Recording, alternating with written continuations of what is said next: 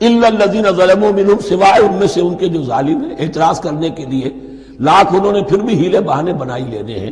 فلا تخشوہم، تو اے مسلمانوں ان سے نہ ڈرو، واخشونی، مجھ سے ڈرو۔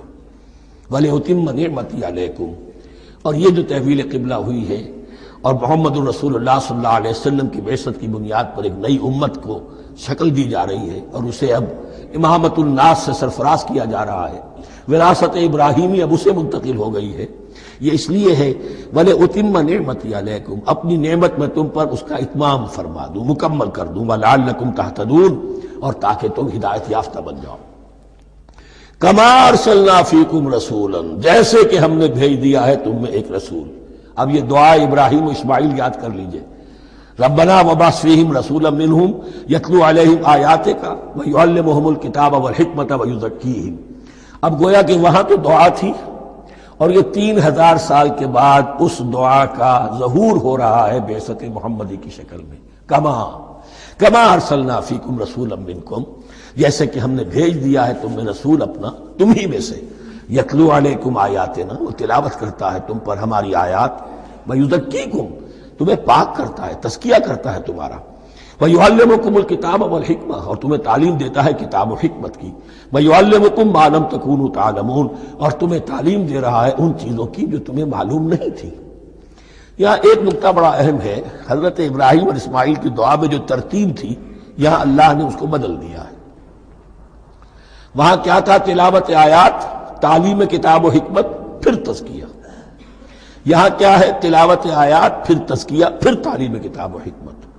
اب ظاہر بات ہے کہ حضرت ابراہیم حضرت اسماعیل نے جو بات کہی وہ بھی غلط تو نہیں ہو سکتی، لیکن ہم یہ کہہ سکتے ہیں کہ اس کی امپرووڈ فارم یہ ہے جو اللہ تعالیٰ کی طرف سے دی گئی، اس لیے کہ تزکیہ مقدم ہے۔ اگر نیت صحیح نہیں ہے تو تعلیم کتاب و حکمت مفید نہیں ہوگی بلکہ گمراہی میں اضافہ ہوگا۔ نیت کج ہے تو گمراہی بڑھتی چلی جائے گی، اور تزکیہ کا حاصل کیا ہے؟ نیت درست ہو جائے، اخلاص، نحن لہ مخلصون۔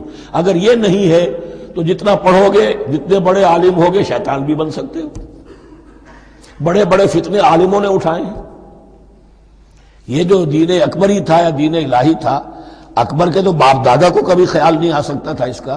یہ پٹی پڑھانے والے کون تھے؟ ابو الفضل اور فیضی جیسے علماء، بہت بڑے علماء۔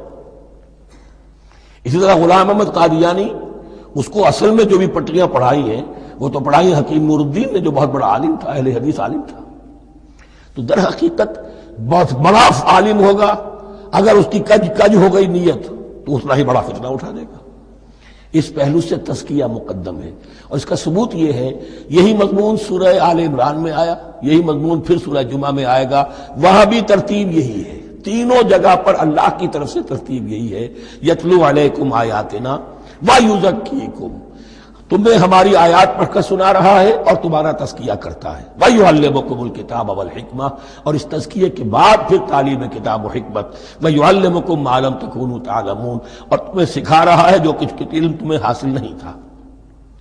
فاذکرونی اذکرکم، بس مجھے یاد رکھو، میں تمہیں یاد رکھوں گا۔ یہ بہت بڑا میثاق ہے اور بہت بڑا وعدہ ہے، بہت بڑا وعدہ۔ اور یہاں تک حدیث میں پھر اس کی شرح آئی ہے، میرا بندہ اگر مجھے اپنے دل میں یاد کرتا ہے میں بھی اسے اپنے جی میں یاد کرتا ہوں، اور میرا بندہ اگر میرا ذکر کسی محفل میں کرتا ہے تو میں اس سے بہت اعلیٰ محفل میں اس کا ذکر کرتا ہوں۔ اس کی محفل تو بہت بلند و بالا ہے، ملأ اعلیٰ کی محفل ہے، فرشتے ملائکہ مقربین کی محفل ہے، خدا خود میرے محفل بود اندر لامکا خسرو، محمد سمے محفل بود شب جائے کہ من بودم۔ اب خسرو کس عالم میں تھے جب یہ شعر کہہ گئے ہیں؟ تو بہرحال ہے تو صحیح، ایک محفل تو ہے، میں اس سے بڑی بہتر محفل میں ان کا تذکرہ کرتا ہوں۔ فاذکرونی اذکرکم واشکروا لی ولا تکفرون، اور میرا شکر کرو، میری نعمتوں کا ادراک کرو، اس کا شعور حاصل کرو، اس پر زبان سے بھی شکر ادا کرو، اپنے عمل سے بھی، جوارح سے بھی ان نعمتوں کا حق ادا کرو۔ یہاں وہ 18 رکوع ختم ہو گئے، نصف اول اس سورہ مبارکہ کا مکمل ہو گیا۔ اب آگے سے خطاب ہے، یا ایھا الذین آمنوا، ایک نئی امت آ گئی، چارٹر اس کا آ گیا، کیوں بنایا گیا تمہیں؟ لِتَكُونُوا شُهَدَاءَ عَلَى النَّاسِ وَيَكُونَ الرَّسُولُ عَلَيْكُمْ شَهِيدًا، تم اب لنک ہو ہمیشہ ہمیش کے لیے محمد اور پوری نوع انسانی کے درمیان۔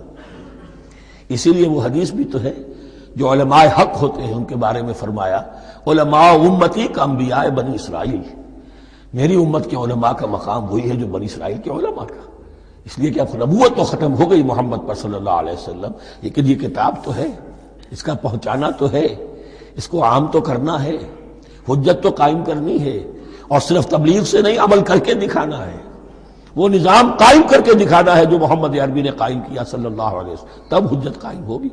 اس کے لیے تمہیں قربانیاں دینی ہوں گی، مشکلیں جھیلنی ہوں گی، جان و مال کا نقصان برداشت کرنا ہوگا، آرام سے گھر بیٹھے ٹھنڈے پیٹوں کفر جگہ نہیں چھوڑ دے گا اور حق نہیں آ جائے گا، کفر کو ہٹانے کے لیے اور باطل کو ختم کرنے کے لیے اور حق کو قائم کرنے کے لیے تن من دھن تمہیں لگانے ہوں گے۔ اب دیکھیے وہ کال آ رہی ہے، یا ایھا الذین آمنوا استعینوا بالصبر والصلاۃ، یہی وہ الفاظ تھے کہ وہ جو 7 آیتیں تھیں جن کو میں نے کہا تھا خطاب میں بنی اسرائیل میں وہ بمنزلہ فاتحہ ہیں، ان میں الفاظ آئے تھے واستعینوا بالصبر والصلاۃ وانھا لکبیرۃ الا علی الخاشعین الذین یظنون انہم ملاقو ربہم وانہم الیہ راجعون۔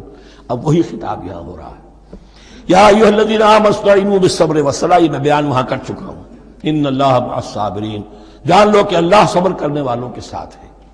اس بیعت سے کیا مراد ہے؟ ایک بات تو متفق علیہ ہے، اللہ کی مدد، اللہ کی تائید، اللہ کی نصرت ان کے شامل حال ہے۔ باقی یہ کہ اللہ تعالیٰ جہاں کہیں بھی ہم ہیں ہمارے ساتھ ہے، کس طرح ہے یہ ہم نہیں جانتے، لیکن یہ فرمایا ہے اس نے کہ میں تو تمہاری دگے جان سے بھی زیادہ قریب ہوں۔ وَلَا تَقُولُوا لِمَن يُقْتَلُ فِي سَبِيلِ اللَّهِ أَمْوَاتٌ، اب پہلے ہی قدم پر قتل کی بات آ گئی۔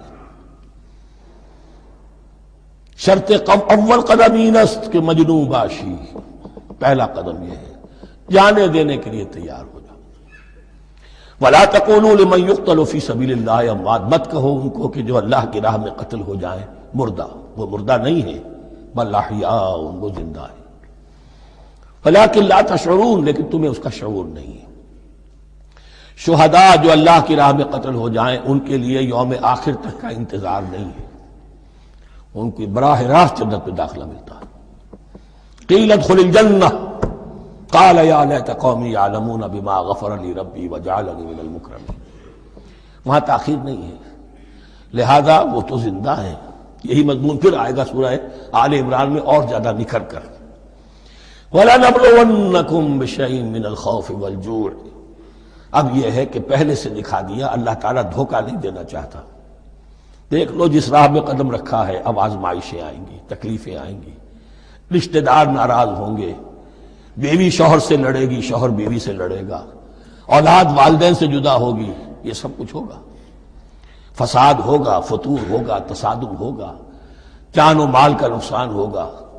وَلَنَبْلُوَنَّكُمْ، ہم لازماً آزمائیں گے تمہیں بِشَيْءٍ مِّنَ الْخَوْفِ، خوف کی کیفیت سے، وَالْجُوعِ، بھوک، فاقے، کیسے کیسے فاقے آئے، کیا ہوا ہے غزوہ احزاب میں، کیا ہوا ہے جو اس سے بعد جو جیش العسرہ ہے، تبوک کی جنگ ہے۔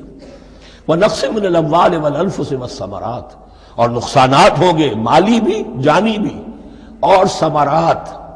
اب ثمرات یہاں دو معنی دے رہا ہے، چونکہ مدینے والوں کی جو تھی اصل جو ان کی معیشت تھی وہ زرعی تھی، پھل، خاص طور پر کھجور، یہ ان کی پیداوار تھی، جسے آج کل آپ کہتے ہیں کیش کراپ جو ہے ان کی، وہ یہ تھی۔ اب ایسا بھی ہوگا کہ فصل تیار کھڑی ہے، اگر اسے اتارا نہ کھجور سے تو ضائع ہو جائے گی، اور ادھر سے تبوک کا حکم آ گیا نکلو اللہ کی راہ، یہ ساری فصل ضائع ہو جائے گی۔ امتحان ہو گیا کہ نہیں؟ اور اس کے علاوہ ایک اور ہے اس کا مفہوم، انسان کچھ بہت محنت کرتا ہے، جد و جہد کرتا ہے، کیریئر بناتا ہے، اپنا ایک مقام بنا لیتا ہے اس کیریئر میں، اس پروفیشن میں، اس راستے پر آتا ہے تو کچھ اور ہی شکل اختیار کرنی پڑتی ہے۔ وہ تجارت کے زمانے میں جو محنت کی تھی، وہ کیریئر کو اب جمانے میں جو محنت کی تھی، وہ سارا کا سارا معاملہ جو ہے وہ کھو کر پھر اس وادی میں آنا پڑتا ہے۔ وَلَنَبْلُوَنَّكُمْ، یہ بھی ثمرات ہیں نا، محنت کے ثمرات۔ وَلَنَبْلُوَنَّكُمْ بِشَيْءٍ مِّنَ الْخَوْفِ وَالْجُوعِ وَنَقْصٍ مِّنَ الْأَمْوَالِ وَالْأَنفُسِ وَالثَّمَرَاتِ وَبَشِّرِ الصَّابِرِينَ۔ اور اے نبی بشارت دیجئے صابروں کو، صبر کرنے والوں